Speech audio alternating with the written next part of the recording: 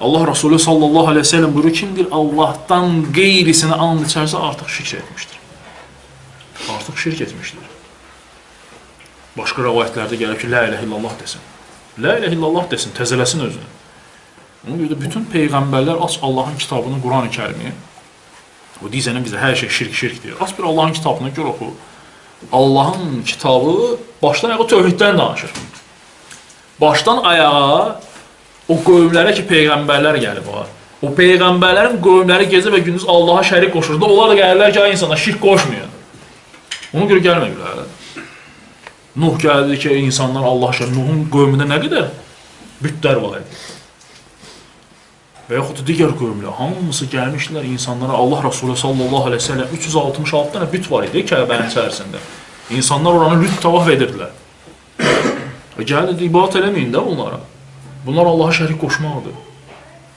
Və onlarda da bu ibadətlər var idi. Bunlar, yəni o Allah Teala Quranda deyir, Nəsri, Yəqusu, xatırla deyir. Onları Allahdan qeyri ibadət olunan götürmüşlər insanlar. Onlar kimlər olublar? Salih insanlar olublar. Salih insanlar olub, öləndən sonra onların qəbirləri nə edilir? Pirə döndərilir, belə deyək. Və insanlar gəlib oraya ibadət edirlər. Onlar da gəlirlər, peyğəmbərlər ki, bunlara ibadət eləməyin. Biz də ona görə deyirik ki, pirlərə getmə yenə. Allahdan qeyrisini çağırma, Allaha şərik qoşma. Çünki istər-istəməz cəhalət üz verir, cəhalət çoxaldıqca insanların o yaddaşlarından o tövhid çıxır. Tövhid çıxdıqca insanlar tövhiddən Allaha ibadət etməkdən uzaqlaşdı. Artıq görürsən nə?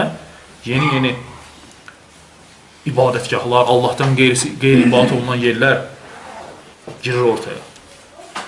Ona görə də Allah subhanahu wa ta'ala vaxtaşırı o peyğəmbərləri göndərirdi ki, o peyğəmbərlər insanları düzəltsinlər. Yenidən Allaha yönətsinlər, ibadətə yönətsinlər. Bütün peyğəmbərlərin dəvəti məqsədi bu olub.